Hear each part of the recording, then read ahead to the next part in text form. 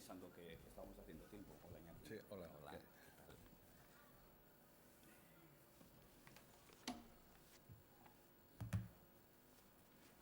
Bueno, esto con tanto foco.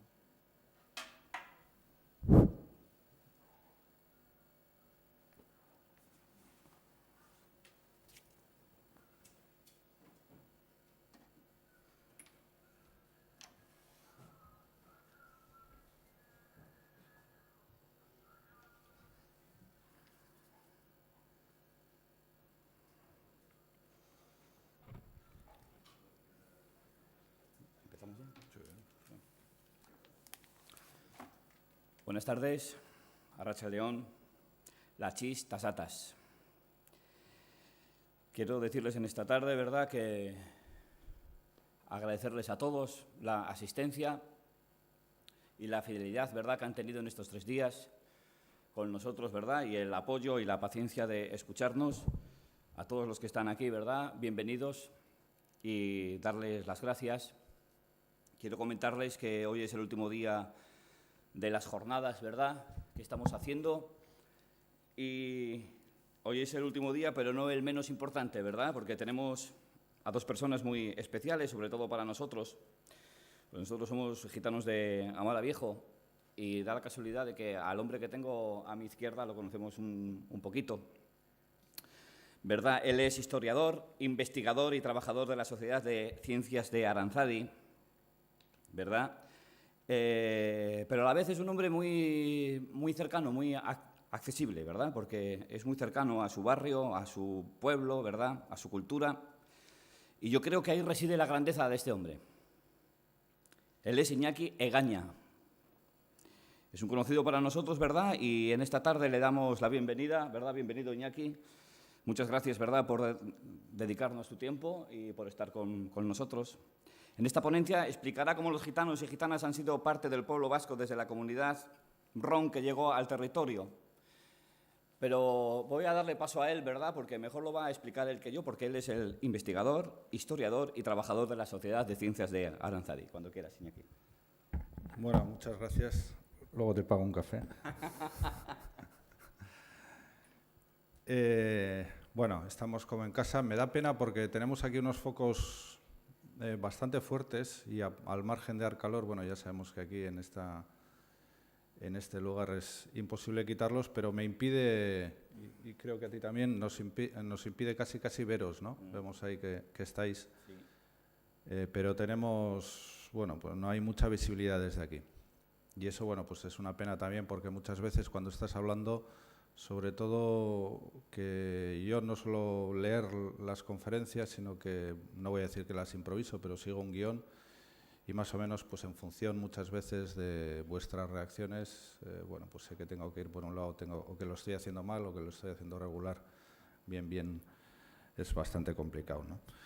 Bueno, quiero agradeceros el año pasado también a vosotros, bueno, acordaros de mí. Para mí, bueno, pues me hace también, ¿por qué no decirlo?, me hace mucha ilusión estar como en casa, estar en el barrio. El año pasado también en las jornadas estuvimos en la universidad, en la UPV, en unas jornadas matutinas en las que, bueno, asistieron bastantes estudiantes.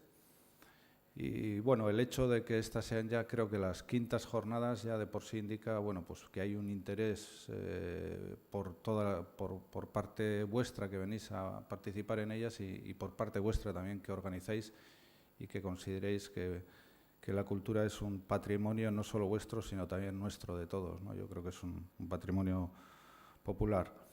Bueno, el tema, no voy a inventar nada nuevo, simplemente lo que voy a hacer es intentar ordenar alguna serie de conceptos o alguna serie de cosas. Seguramente alguno de los temas vosotros sabréis o alguno de vosotros sabréis muchísimo más que yo o tendréis las cosas mucho más fijadas que las puedo tener yo, pero sí por lo menos intentar ordenar lo que es el tema, ¿no? Es un tema además cargado de estereotipos y cargado, yo creo que muchas veces de incomprensiones culturales o incluso diría yo que interculturales, ¿no? El término rom que has aludido, que parece que es el término con el que conocemos al pueblo gitano, el pueblo rom, el pueblo dom, que le llamaban también en el Medio Oriente, o el pueblo lom antiguamente, ¿no?, en Armenia. bueno, pues en todo este avance o en toda esta sociedad del siglo XXI que vamos y que nos contaminamos todos unos a otros, culturas diferentes, pueblos diferentes, bueno, pues hemos tenido también un paso importante, yo creo, como ha sido este año en la Feria del Libro y Disco Vasco en Durango 2012, que se ha celebrado estos días, esta semana pasada, pues ha sido también el tema elegido de este año, ha sido el tema de los gitanos, ¿no? El tema en Euskal Herria, y bueno, yo creo que eso también es un paso adelante en el reconocimiento de que el pueblo gitano no es que esté o que comparta territorio con el pueblo vasco, sino que el pueblo gitano forma parte precisamente del pueblo vasco, ¿no? Yo creo que ese es un concepto que cuesta o que ha costado y que incluso hoy puede tener ciertas reticencias, pero eso es así, ¿no? Yo creo que los gitanos siempre han estado aquí como siempre ha estado todo el mundo, ¿no? Y muchas veces pues, nos empezamos a referir, bueno, pues a aquellas migraciones de las que luego hablaré por encima, porque ha habido algunas novedades, aquellas migraciones de hace 800 años, de hace 500, de hace 200, como si Europa fuese incapaz de fabricar, entre comillas, gitanos, ¿no? Los gitanos han nacido en Europa, precisamente, no han nacido en la India, los que conocemos, ¿no? Es un pueblo que está imbricado a este territorio con muchísima más antigüedad, por ejemplo, de lo que todos los pueblos americanos, ¿no? Y precisamente en la propaganda que se hacía en Durango de la feria, la asociación vizcaína que organizó parte de los eventos, en algún lugar, sí. En algún lugar lo decía Naistuke, eskerrik asko, 600 años juntos, ¿no? Que era un poco el lema que los compañeros vizcaínos en la feria de Durango organizaron, llevaron allí, ¿no? Y precisamente yo creo que es un poco ese es el quid de la cuestión y es lo que voy a intentar a través de esas cosas que quiero ordenar, ya digo que seguramente no os voy a contar nada nuevo, hablar precisamente de ello, ¿no? Y empiezo por lo que os decía, ¿no? Por el tema de las migraciones, porque precisamente, bueno, conocemos la historia, la hemos contado y la habéis escuchado un montón de veces, pero ha habido novedades hace una semana precisamente en el que, bueno, pues la historia, como todo, tiene varios focos de atención. Una es la tradición escrita que nos cuenta ciertas cosas. En el caso del pueblo gitano no hay tradición escrita, no hay documentos escritos, sino que la mayoría es tradición oral. Está, por otro lado, también todo el tema lingüístico. A través de la lengua tenemos la posibilidad de conocer nuestro pasado a través de cualquier lengua de todo el mundo y a partir precisamente del romanés, de la lengua gitana, a través del romanés hoy sabemos que está emparentada con el hindí, con el punjabí, que tiene alguna serie de aportaciones del persa, del kurdo, etcétera, etcétera. Luego tengo por ahí algún ejemplo. Y luego una ciencia bastante moderna como es la del ADN, ¿no? Que ha surgido en los 10 o 15 últimos años y precisamente un instituto que estaba estudiando también, entre otras cosas, a través de la Universidad Pompeu Fabra y Erasmus NC de Rotterdam, estaban estudiando precisamente a través del ADN los antiguos pobladores de Europa, entre los cuales estaban los vascos. Hace un año o dos, si recordaréis, salieron algunas noticias precisamente de antiguos pobladores europeos que salieron en bastantes revistas científicas. Bueno, pues ese mismo trabajo, que como digo lleva varios años en marcha, hace una semana ha dado publicidad al hecho de que las primeras oleadas de los pueblos del noroeste del Punjab, precisamente de lo que hoy es el subcontinente indio, salieron nada más y nada menos que hace 1500 años, ¿no? Siempre se había hablado a través de la historia de hace 1000 años, etcétera, etcétera, pero salieron hace 1500 años. Bueno, lo cito casi como anécdota porque decía que lo importante precisamente es que los gitanos en este territorio son europeos como somos, bueno, pues, casi a estas alturas la mayoría. Decía que estamos hablando de una población o un pueblo gitano que en Euskal Herria, en el País Vasco, ha tenido incluso una lengua propia, el rominchela, que luego también haré algunos comentarios, y que en euskera pues, ha sido conocida pues, como ijitua, fundamentalmente, los que vienen de Egipto. En Iparralde, al otro lado, en el País Vasco francés, se les ha llamado de casi siempre Buameak, algo así como los bohemios, pero también mochaile, a través de los trabajos que hacían. En castellano sería algo así como quincalleros o alguna cosa por el estilo. Se les ha llamado también quito, quitano, hungriano, como que venían de la Hungría, en la famosa canción de los caldereros, y también como ursariak, los que andan con los osos. Más o menos han sido estos, como os decía, los nombres que se han citado entre nosotros. En otros pueblos el término siempre ha estado ligado también, como recordaba en euskera, Egitua, a Egipto, gypsy en inglés, gitano también en castellano, aunque por otro lado también tenemos esa acepción, la de achingano, la acepción griega, que es la que dio paso a la italiana de cíngaro y a la de chigán, que es la francesa, ¿no? También esta acepción o este concepto nos evocaría, en cierta medida, asimismo, nos evocaría ese origen del subcontinente hindú, porque la palabra achingano en griego quiere decir intocable. Nos llevaría, por ejemplo, a los intocables, a los parias de la India. En fin, y por terminar con la introducción, quería decir que el debate propone desde luego ese origen en la India, o la historia nos propone ese origen en la India, pero como digo, Europa, entre comillas, ha fabricado gitanos, y bueno, el ejemplo que os decía, ¿no?, el de los 600 años, ¿no? Los gitanos siempre han estado aquí. Bueno, un repasito pequeño, porque me imagino que algunos de vosotros desconocéis estos datos, seguramente que para otros los conoceréis con mayor exactitud, como os decía, probablemente que yo, pero bueno, por dar una pequeña introducción a ese mapa europeo. En estos momentos la cantidad de gitanos en Europa es, bueno, hablamos de gitanos, pero en realidad deberíamos hablar de pueblos diferentes, de pueblos rom diferentes. En su origen también fueron diferentes, pero estaríamos hablando entre una población. El otro día el país, al hablar de los experimentos del ADN, hablaba de 11 millones en Europa. Hay otras cifras que dan hasta 26, 28 millones en Europa. Lo que es evidente es que es la minoría mayoritaria, valga la paradoja, en Europa, y que en algunos lugares de Europa precisamente el declararse gitano pues tiene unas connotaciones peyorativas. Tampoco hay censos que hablen precisamente del contenido cultural o étnico de los pueblos que componen ese Estado. Por tanto, es un término que se puede escapar a la comprensión, y por eso el número tan desigual que pueden dar las fuentes diferentes, ¿no? En estos momentos el Estado europeo con mayor porcentaje de población de pueblo gitano es Macedonia, con un 11%, pero el lugar con mayor número de gitanos es Rumanía, con un 8%, pero en términos absolutos esto significa casi 2 millones de habitantes, ¿no? Precisamente los expertos dividen Europa en tres zonas de presencia: la de los Balcanes y los Cárpatos, que puede ser entre un 4 y un 11% de la población.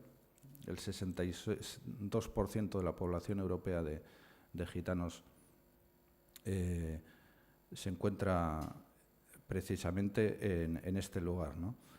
Uno de cada 4 gitanos, además, en este lugar estaría Rumanía, Bulgaria, Eslovaquia, Macedonia, Hungría, etcétera, etcétera. Uno de cada 4 gitanos europeos, como decía antes, al dar las cifras absolutas, es rumano.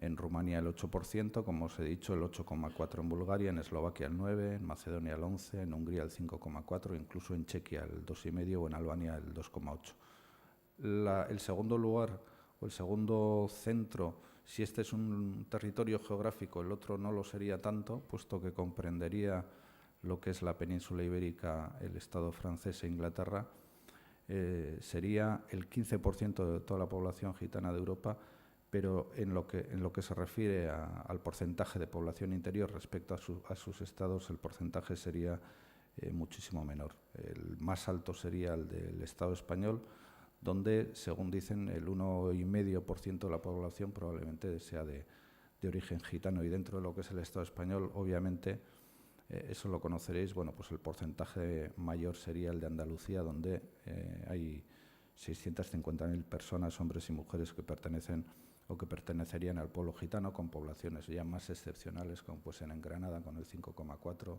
o en Almería, en algunas de estas provincias, además, poblaciones con el 20 o el 25% de la población. En fin, datos para ubicarnos un poquito dentro de lo que es. Y el resto ya sería al menos del 0,2% de la población, que ya serían pues lugares como Alemania, Italia, Inglaterra, etcétera, etcétera, Rusia incluso, con un porcentaje muy bajo respecto a la población general, pero en el caso de Rusia, el ser un 0,2% de la población, o un 0, no sé cuántos, le supone en porcentaje poco, pero en números absolutos le supone tener 220.000 gitanos en la actualidad.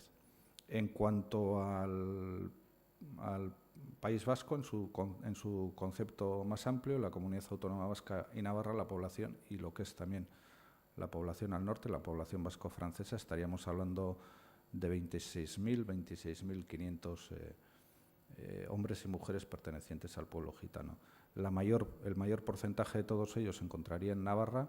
Conoceréis comunidades importantes, sobre todo en la ribera de Navarra, 6.500, lo cual significa que sería más o menos algo así como el 1% de la población absoluta navarra o total navarra sería de origen gitano. Hay otro concepto igual unido a todo esto, sería el concepto de nomadismo y sedentarismo, de esos grandes movimientos migratorios que hemos hablado antes. Bueno, desde el fin de la caída del muro de Berlín y sobre todo desde las guerras balcánicas ha habido unas migraciones muy grandes que nos han permitido también el observar lo que pudo ser en otras épocas, ¿no? Y me refiero a la asociación que hacemos automáticamente cuando hablamos del pueblo gitano a un pueblo nómada. Y probablemente sea un concepto que encierra en sí mismo alguna falsedad. Me refiero a falsedad en el sentido de que probablemente ha sido un pueblo sedentario, de hecho, y según parece, y por lo que decía el ADN, en la zona de Kurdistán, Egipto, Armenia, bueno, pues han podido estar asentados o pudieron estar asentados durante siglos y siglos, y el nomadismo que asociamos precisamente al pueblo gitano está condicionado gravemente, diría yo, por las políticas de los estados, que han sido políticas represivas de expulsión, etcétera, etcétera. En la medida que esto ha existido, pues no ha tenido más remedio que ser, como decía, un pueblo nómada. Bueno, entrando un poco ya en el tema, yo creo que el mayor legado, al margen de otras circunstancias, y puesto que el tema de la charla se llamaba precisamente la huella gitana en Euskal Herria, hablaré en primer lugar, y podríamos citar, porque yo creo que ese es el concepto más cercano en estos momentos, además, que han salido algunos trabajos universitarios al respecto, sobre la lengua, ¿no?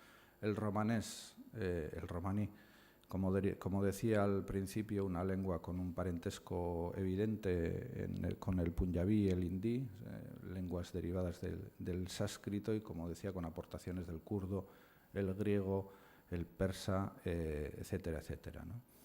Los payos, nosotros, payos en la península ibérica, los que no somos gitanos somos los payos, aunque en realidad en el resto de Europa son los gallo.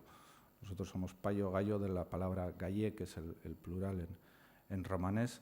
Pues nos hemos comunicado precisamente en esos momentos de contaminación intercultural que los ha habido a través de un pidgin. Pidgin técnicamente significa una mezcla de lenguas, y precisamente en esta llegada de estas migraciones de finales del siglo XV al País Vasco fue cuando empieza a surgir ese pidgin, ¿no? Por poneros un ejemplo, cuando los arranzales vascos van a pescar el bacalao hasta Terranova a principios del siglo XVI, 1500 y poco, se llegan hasta aquellos lugares, y en aquellos lugares van a a congeniar, por entendernos, aunque la palabra igual no es la exacta, pero van a comerciar con las tribus presentes allí, con los Micmac, y con ellos van a organizar una especie de lengua, un pidgin, en el cual se van a poder comunicar, que es una mezcla de euskera y la lengua originaria Micmac.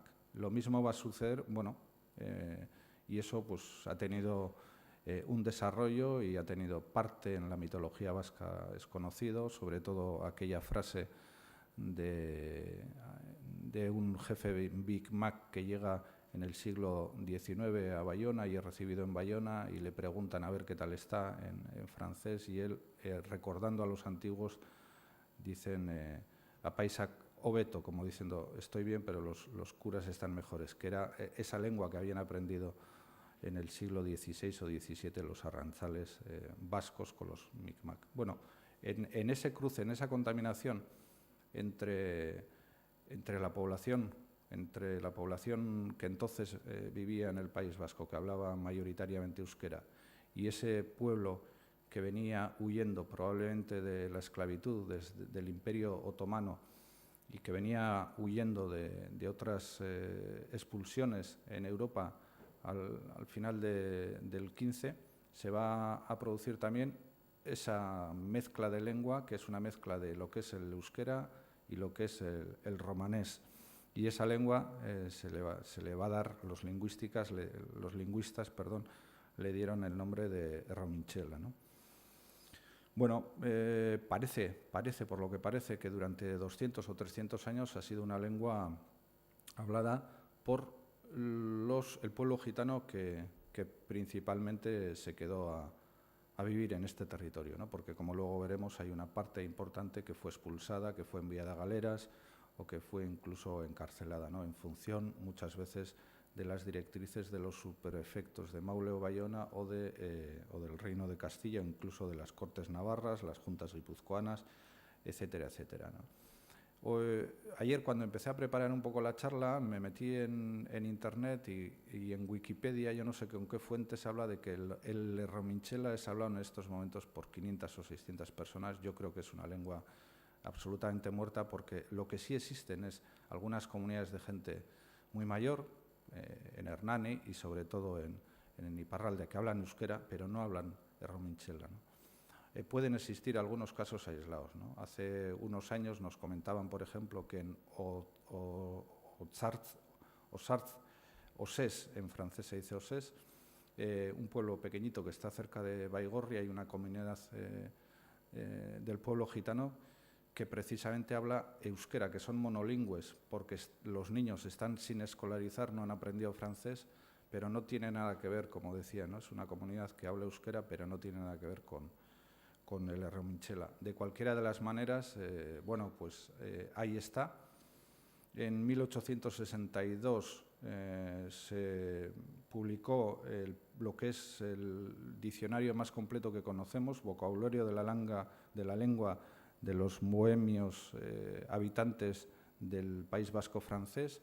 Se publicó, como digo, en 1862 y entonces ya se decía que era una lengua prácticamente muerta, en 1862, que provenía del siglo XV y que solo entonces, en 1862, por tanto hace casi 150 años, que solo lo hablaban los viejos. En 1855, es decir, unos años antes, ya habían salido algunos estudios y, bueno, como decía, han salido, pues, Josune Muñoz ha publicado hace 10 o 12 años un trabajo bastante extenso, incluso Krudwig, el académico de la lengua que murió, Federico Krudwig, el académico de la lengua que murió hace unos años, hace 10 años, publicó un trabajo sobre el Rominchela, ¿no? Os he preparado aquí precisamente alguna serie de palabras para que veáis, ¿no? Cómo se hablaban. Sua, que es fuego, Aka, Bik, Dui, Beltz, que es negro, Kalu, Iltzea, Manutzea, Eskatu, Mangatu, Esetz, Nagi, en fin, bueno, esas son las pocas palabras que se han podido recuperar. Y os voy a leer un pequeño texto precisamente, ahora creo que lo tengo por aquí, porque Bueno, cuando lo leí el otro día me dio un poco también en esa línea de flotación que decía al principio, ¿no? De que parece que somos pueblos diferentes y en realidad, como digo, la cultura del pueblo gitano es la cultura nuestra, la cultura de todos, la cultura del pueblo vasco, ¿no? Federico Kruzbig, que como decía, en 1986 publicó un trabajo sobre lo que había sido el rominchela, la lengua mezcla precisamente entre el romanés y el euskera, hablando de la desaparición, escribía un pequeño trabajo del cual he rescatado un párrafo que me pareció un poco que daba en la línea de flotación de lo que deberíamos entender por la cultura y el pueblo gitano como parte de lo que es la cultura del pueblo vasco. La desaparición del rominchela, que en sí es un nivel de lenguaje inferior socialmente al del lenguaje normal, es un hecho lamentable, decía Kruzbig, el académico de la lengua vasca. En el caso de la desaparición del argot gitano vasco, o sea, del pidgin que os decía, que para el euskera tendría funciones de nivel de lenguaje, estamos ante una consecuencia debida a la intolerancia, y lo más lamentable es que esta intolerancia frente a los gitanos es llevada a cabo por una serie de personas que presumen mucho de progresistas al querer integrar a una comunidad extraña como la gitana en el cuerpo nacional. Aquí tenemos una vez más un trastueque de conceptos, puesto que la asimilación es en la mayor parte de los casos una prueba de intolerancia, de no querer aceptar y respetar a las personas tal y como ellas son, mientras que el haber permitido a gitanos el que viviesen dentro de una especie de gueto, que además no era tal, puesto que los gitanos están mucho más en relación con los payos que estos con los gitanos, en el que guardaban y desarrollaban su propia personalidad, mientras que una habitación en forma diseminada entre los payos lleva a la asimilación y desaparición de una minoría. Bueno, esto que escribió hace 25 años Kruzbig a cuenta de la desaparición del rominchela, pues me pareció que era una reflexión acertada. Y ya que estábamos hablando de eso y que os he contado antes lo del Wikipedia, en algún lugar precisamente hablaba de que todavía quedan 500 o 600, creo, en algún lugar lo decía, parlantes, ¿no? en su versión en euskera. Bueno, ahí quedan. Esas reflexiones sobre lo que fue la lengua, ¿no? Tendríamos en el concepto ya propiamente de la historia, tendríamos o hablaríamos de tres grandes fases en lo que es la llegada y en lo que es un pueblo, desde luego, sometido, como os decía antes, al nomadismo, fundamentalmente por cuestiones casi o totalmente represivas, ¿no? Quiero decir en este sentido de órdenes pragmáticas, etcétera, etcétera, que condenaron al pueblo gitano a ser un pueblo en continuo movimiento, hasta el punto que hace 5 años el gobierno vasco encargó, está sin firmar, pero el gobierno vasco encargó un trabajo sobre la discriminación a los gitanos, y en su introducción decía una cosa que me parece un tópico y que nos retrotrae un poco a lo que decía al principio, ¿no? Sí, nómadas y sedentarios, pero ¿por qué, no? Y en este trabajo el gobierno vasco en el 2007 decía: se trata de una comunidad joven y sus miembros cada vez viven más tiempo en el mismo lugar sin moverse tanto como antiguamente era costumbre, ¿no? Como si fuese casi un estudio de zoológico, ¿no? Y decía también: las primeras familias gitanas llegaron a nuestro territorio en el siglo... Esto ha sido escrito hace 5 años. Las primeras familias gitanas llegaron a nuestro territorio en el siglo XV y centraron su nomadismo en las zonas fronterizas, cuyas características geográficas y legislativas les permitían evitar las sucesivas persecuciones de que eran objeto con relativa facilidad. Bueno, a mí esto me parece de una ligereza escandalosa, ¿no? O sea, que vivían cerca de la Moga precisamente para saltar cuando les perseguían, volver, etcétera, etcétera. Bueno, esto, aparte que históricamente no es así, porque la legislación fue común en toda Europa y la persecución fue común en toda Europa, ¿no? Quizás en los primeros años, y retomo el hilo, como os decía, en la primera etapa, precisamente huyen de la esclavitud, de lo que es el Imperio Otomano, Y yo marcaría como 3 etapas en esas grandes migraciones de las que os hablaba al principio y que todo el mundo habla, ¿no? Las primeras citas que tenemos entre nosotros en la península ibérica son precisamente de 1425 y 1427 en Cataluña, y en Navarra la primera cita es de 1491, ¿no? Hay una segunda etapa que probablemente sería a partir de 1856, o sea, en esta primera etapa, como os digo, de finales del 15 hasta mitades del 19, hay una primera gran inmigración y luego hay un asentamiento y hay una persecución de la que luego hablaremos. Hay una segunda etapa en el que evidentemente enmarcaríamos probablemente pues esos caldereros que vienen de la Hungría, que dieron lugar luego pues esas chanzas en carnavales, en cosas por el estilo, y que se producen a partir de 1856, cuando es abolida la esclavitud en lugares como Rumanía o Hungría, donde parten una nueva serie de oleadas que llegan a lo que es en la actualidad el territorio vasco. Y luego una tercera oleada que sería pues la que os comentaba antes también, ¿no? Que es a partir de la caída del muro de Berlín, 1989, en la que bueno, se abren las fronteras, la Unión Europea, la guerra de los Balcanes, etcétera, etcétera, y se produce una gran migración hacia la Europa del Oeste por parte de poblaciones del pueblo gitano muy importantes en lo que habían sido estados bajo la batuta del régimen soviético, ¿no?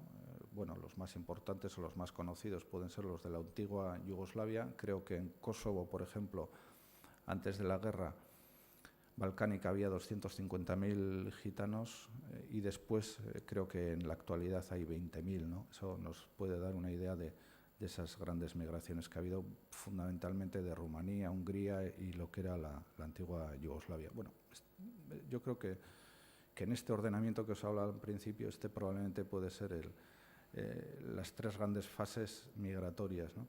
Pero en cuanto a las etapas, no coinciden. Las fases migratorias con el tratamiento que se ha dado en Euskal Herria, en el País Vasco, al pueblo gitano, las fases no coinciden. En un principio, bueno, ha habido órdenes de exclusión que produjeron una huella tremenda. La primera fue ya en Castilla en 1499 y eso provocó un éxodo masivo de Castilla hacia Navarra, y en 1538 las propias Cortes navarras promoverían por primera vez precisamente las primeras ordenanzas o leyes de exclusión. Simultáneamente, en el mismo año, en 1538, se produciría al otro lado de la frontera, en Lapurdi, y en Navarra nuevamente en 1549, 1567 a Vizcaya, y 1697 ya órdenes estrictas en Guipúzcoa, ¿no? Precisamente os comentaba antes que en 1491 llegó la primera comunidad del pueblo gitano a Tudela, y ese es el primer documento escrito, lo cual no quiere decir que fuera precisamente entonces, pero por lo menos en lo que concierne a la historia escrita es el primer documento que tenemos, y en ese documento además se habla de que se les ofrece 5 reales para que se fueran de la población tudelana, cosa que no hacen, ¿no? En estos documentos de esa primera incursión en Navarra aparecen precisamente en los archivos municipales de Tudela los apellidos de gitanos, lo cual nos va a dar la idea que probablemente, no así como sucede al norte, al otro lado de la Moga, que probablemente lleguen de Castilla o de Aragón o lleguen a través del Ebro, ¿no? Los apellidos son Bustamante, Hernández, Aragonés, Zamora, Maya, Heredia, Cortés, Campos, Rivera, García, Navarro, Moreno. En los que llegan, en las oleadas que llegan precisamente a las provincias del País Vasco francés y luego ya al interior de Vizcaya y de Guipúzcoa, los apellidos que conocemos en general, bueno, pues son los que ya sabéis, ¿no? Hay algunos dichos incluso en euskera y en castellano sobre esa procedencia, pero hay un apellido muy común en el Baztán y en la Baja Navarra, que es Iturbide, asociado a los gitanos, y luego en euskera pues los clásicos de Aguirre o Echeverría, ¿no? como apellidos. En 1549, como os decía, es la prohibición total. Las Cortes de Navarra, reunidas precisamente En Tudela van a prohibir la estancia de comunidades gitanas, incluso con un castigo muy severo, ¿no? Todo gitano que sea sorprendido en el reino va a ser castigado con 100 latigazos, lo que a la postre significaba su muerte. 100 latigazos eran demasiados y a los pocos años cambiaron los 100 latigazos por 14 o 15 latigazos, ¿no? Y a partir de ahí fue cuando se comenzó a fraguar toda esa leyenda de que ha subsistido hasta hace 4 días, como quien dice, ¿no? De que eran descendientes de Caín. Bueno, parece que a través de la Biblia se quería explicar todo. Entonces, a través de... Hoy no es un problema religioso, una cuestión religiosa la exclusión de los gitanos, pero durante toda la Edad Media la cuestión religiosa era fundamental, estaba en el centro de todo y, por tanto, algunas tendencias políticas y religiosas intentaron ligar al pueblo gitano o con los descendientes de Cam, que, como sabéis, fue uno de los que conozcáis la Biblia, fueron uno de los hijos de Noé, o con los de Caín, que fue en esa pelea entre hermanos, el malo de la película, por entendernos, ¿no? Que fue precisamente luego, en 1940, el mismo argumento que utilizaría Hitler en el Holocausto, ¿no? En esa página medio escondida de lo que es la historia, ¿no? Porque siempre hablamos, y bueno, me voy un poco por las ramas, pero luego volveré, porque siempre hablamos con el Holocausto, precisamente del Holocausto de los judíos, que murieron 10, 11, 12, 13 millones de judíos, de los homosexuales, pero también hubo un Holocausto gitano, que incluso no sabemos si fueron 250.000, como dicen algunas fuentes, o fueron 500.000, como fueron otras, ¿no? Eso nos da una idea también del poco interés que se ha prestado en la declaración, en la investigación precisamente, o de las dificultades que ha habido.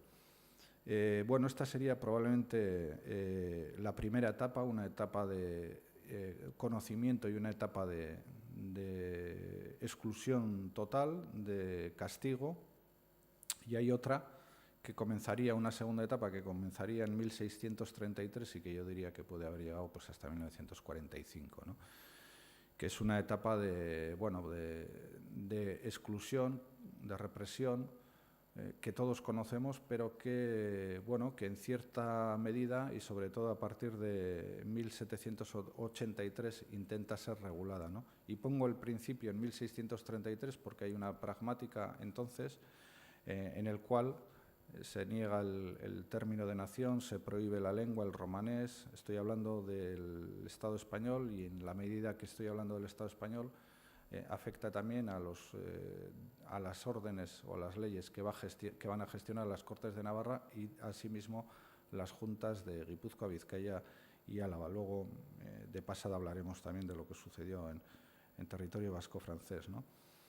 Pero tenemos, como decía, la pragmática de 1633, que niega el término nación, que prohíbe el romanés, que les obliga a vivir en guetos, que prohíbe los bailes en público, incluso lo que ha sido en Europa durante cientos de años el comercio tradicional del pueblo gitano, ¿no? El comerciar con caballos, el asistir a ferias, etcétera, etcétera.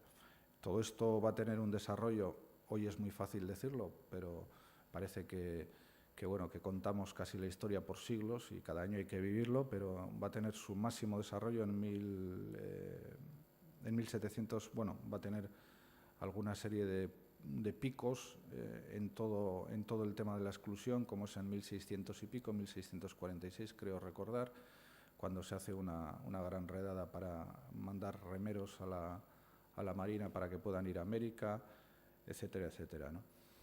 En 1749, es un año muy marcado en la historia porque es una gran redada. Tenemos las órdenes del Marqués de la Ensenada, en la que dice que textualmente que va a fomentar la extinción total de esta desventurada raza, ¿no? Habla de los gitanos de esa manera, y se va a producir lo que los expertos dicen, la mayor redada que se había producido jamás contra el pueblo gitano, 10.000, 12.000, 13.000, 14.000, quién sabe. En esos términos se separan a las mujeres y a los niños por un lado, y a todos los hombres se les lleva prisión, y muchos de ellos, como decía, como había sucedido anteriormente, se les envía a galeras para que remen esos barcos que van a ir a América. Es la época floreciente de todo el comercio con América, el cacao, etcétera, etcétera, la compañía en guipuzcoana, etcétera, etcétera. A los 14 años amnistía, hay una amnistía a todos ellos, y los que estaban en prisión salen.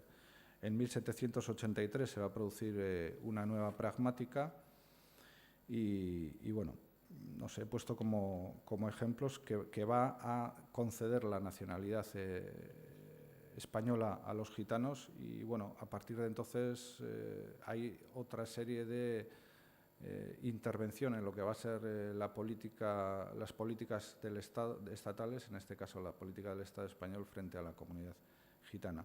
Os voy a comentar un par de casos que voy a leer. El Memorial de las Cortes de Navarra de 1675. Tampoco excusamos de representar que en gente que ha vivido tan largo tiempo con libertad de gitanos se puede presumir no perseveren en los oficios que proponen y que resulten los daños inconvenientes que ha experimentado el reino de tan perniciosa gente. Y este recelo puede tener más fundamentos en el interín que no costare legítimamente que están bautizados y que en pilas y si están casados con los requisitos dispuestos por la Santa Madre Iglesia y el Concilio de Trento. Traigo este tema o esta frase de las Cortes de Navarra de 1675 porque, como os decía, en la actualidad, evidentemente, el tema religioso no es un tema central en lo que puede ser la exclusión o algo parecido, pero en siglos pasados, probablemente, al margen del tema político que estaba contaminado, el religioso ha estado en el centro de todo ello, ¿no? En cuanto a lo que son las provincias vascas del norte, hay también, sobre todo a principios del siglo XIX, una práctica de detenciones masivas. Los subprefectos de Maule y de Bayona, que dependían ya después de la Revolución Francesa, ya de la corte de Pau, ordenan también la detención de todos los gitanos, en principio con el interés de enviarlos a Nueva Caledonia, donde habían a la Guyana, y también a Argelia, deportados, que entonces eran colonias francesas. Finalmente todo eso se para, pero bueno, hay como os decía, un gran movimiento precisamente en ese sentido, ¿no? Paralelo o simultáneo, quizás es la palabra más adecuada, a lo que está haciendo también el Gobierno de Madrid, tanto el Gobierno también de París. En definitiva, yo creo que en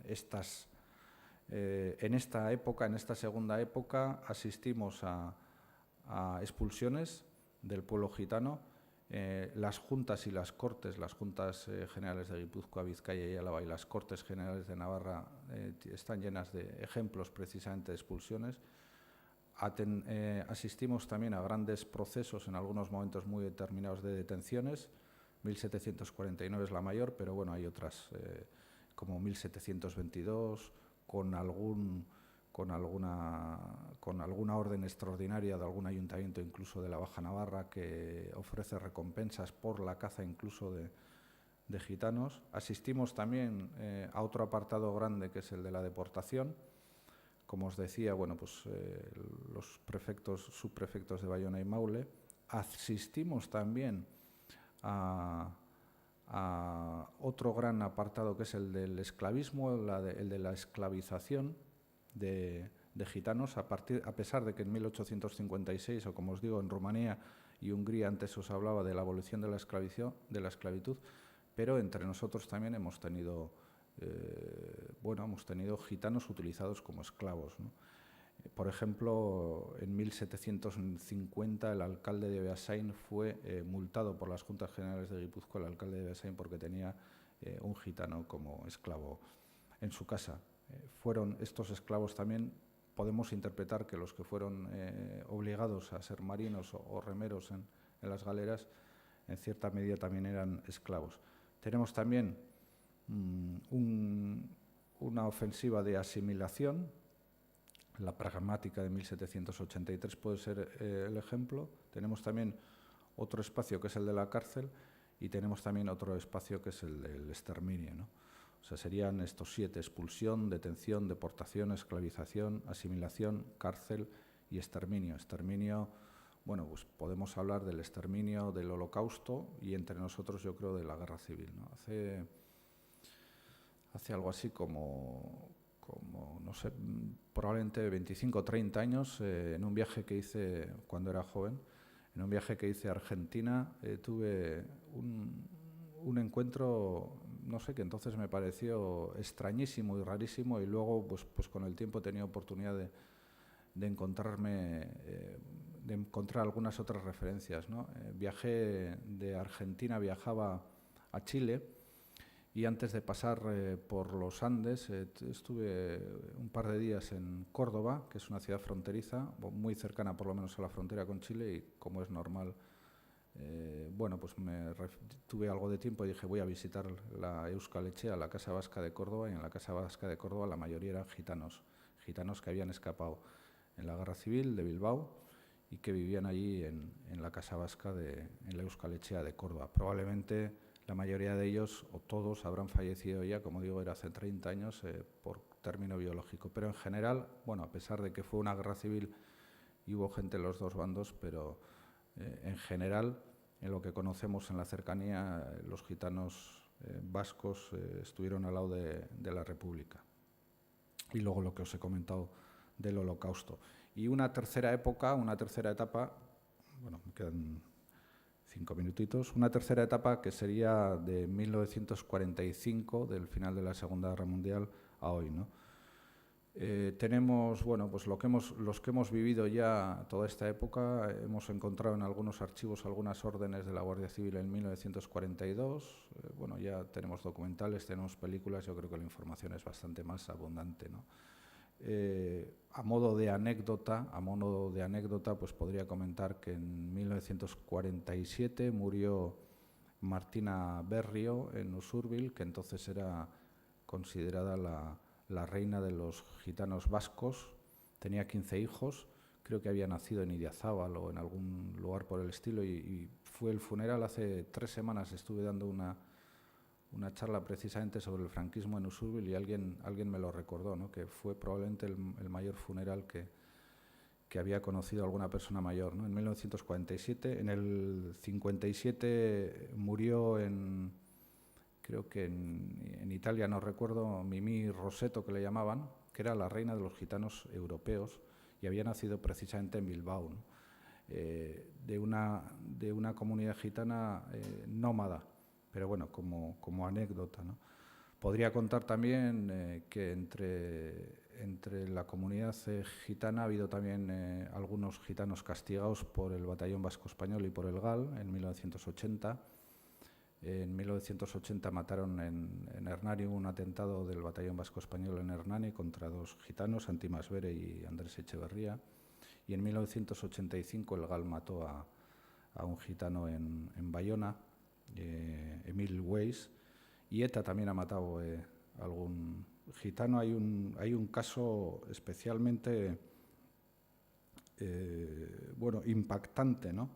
En 1984 en Bermeo mató ETA a un gitano y su hija ha estado investigando y resulta que vivía con una identidad falsa.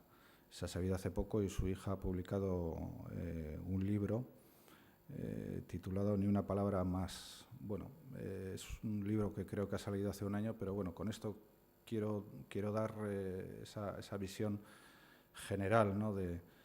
de todo esto. El nombre era Miguel Castellanos Escamilla, ¿no? Y luego se supo que en realidad se llamaba Pedro Pardo, y su hija, como decía Remedios, escribió un libro de todo eso. Bueno, y por concluir, y no sé si hay algunas intervenciones, pues estarían muy bien, seguro que para profundizar o para comentar algunas cosas. Por concluir, yo creo que en todo este tiempo ha habido un problema de unas historias de incomprensión, probablemente algunas de ellas ya las he dejado caer. En 1993, por ejemplo, y hay mucho de incomprensión. En 1993, por ejemplo, la Comunidad Europea realizó un estudio sobre la xenofobia y los ciudadanos consultados, encuestados, estas encuestas ya sabéis que no reflejan al 100% lo que puede ser la opinión de la mayoría de la gente, pero en cierta medida, bueno, pues pueden dar pistas, ¿no? Porque muchas veces la base pues pueden ser 1.000 o 2.000 encuestas según una población de varios millones de habitantes, lo cual no deja de, bueno, de tener, como dicen, esa aproximación o desaproximación. Decía que en 1993 se hizo una encuesta a nivel de toda la Comunidad Europea y los gitanos resultaron ser en el Estado español la comunidad menos atractiva para la mayoría de la población, o sea, estamos hablando ya en términos de xenofobia, y la segunda eran los vascos. Y en Francia la comunidad segunda era la de los gitanos en 1993. Creo que ha sido durante todo este tiempo, al margen de otras cuestiones que no las he citado, que quizás ahora, bueno, como tengo todavía algún minuto quizás las cite, pero al margen de otras cuestiones económicas, políticas, sociales, etcétera, etcétera, ha habido un problema, como decía, de incomprensión cultural que no es político, ¿no? Y que durante siglos ha podido ser religioso, pero creo que hoy tampoco es político. Yo creo que tenemos que hacer un trabajo de ingeniería cultural precisamente para volver a esas afirmaciones que os hacía al principio, ¿no? El pueblo gitano ha estado en este territorio desde siempre, como ha estado todo el mundo. El pueblo gitano es pueblo vasco. No es que el pueblo gitano y el pueblo vasco convivan en un escenario común, sino que uno forma parte del otro y el otro forma parte del uno, ¿no? Todo es uno, ¿no? Quería citar de pasada, puesto que no me atrevo yo excesivamente a entrar en temas de actualidad y además se me había pedido una especie de resumen histórico de un par de trabajos que han existido en estos 5 últimos años, análisis de la situación del pueblo gitano en la Comunidad Autónoma del País Vasco desde 2007, realizado por el Gobierno vasco, en el cual os decía que a mí me parecía lleno de tópicos, pero que hablaba como conclusiones de lo que son esos 26.500, bueno, 26.000 no, 500 no, en la comunidad autónoma pues probablemente sean 6, 12, serían 14 o 15.000 gitanos, ¿no? Y recogía aspectos negativos sobre el pueblo gitano. Y hay, bueno, pues problemas que conocemos en la actualidad, ¿no? Pero que tampoco nos indican lo que es en su conjunto la comunidad gitana, porque la comunidad gitana, como cualquier otra comunidad, tiene sectores diferentes, tiene incluso, me atrevería yo a decir, utilizando un lenguaje más político, incluso clases dentro de esa comunidad como tiene el resto de la sociedad. Y un año siguiente, un año después, el Ararteko publicó un informe relativo a la atención específica al pueblo gitano y en ese informe también pues, se recogían algunas de las cuestiones que había recogido previamente también el Gobierno vasco y se hacía eco también de algunos informes previos o entrevistas previas realizadas, por ejemplo, con Cáritas, ¿no? Y pongo este ejemplo porque parece que cuando hablamos del pueblo y de la cultura gitana siempre estamos hablando de lo mismo, de marginalidad, que probablemente la haya, pero al margen de todo eso, yo creo que hay una cultura propia y compartida que tiene tanto o más interés. Más interés, bueno, igual en estos momentos, en 2012, con la crisis que estamos sufriendo, hablar de más interés probablemente no sea la palabra adecuada, pero sí al menos tiene tanto interés, ¿no? A veces cuando hablamos del pueblo gitano, yo creo que esa es precisamente la grandeza de estas jornadas, ¿no? El que hablamos de un montón de facetas, estamos hablando exclusivamente de marginalidad y yo creo que tendríamos que hablar de otra serie de cosas. Y en lo que a mí humildemente me corresponde, al hablar de la cultura y de la historia gitana, pues quería precisamente terminar mi intervención antes de que alguno de vosotros toméis la palabra, recordando lo que fue esa lengua, el errominchela, y que uno de nuestros grandes poetas en lengua vasca, como fue Jon Mirande, que fue un poeta sibrotarra, que nació en 1925 y que murió en 1972 y que fue, como digo, uno de nuestros grandes poetas del siglo XX, que vivió la mayoría de su vida en París, escribió una poesía en errominchela. Y a mí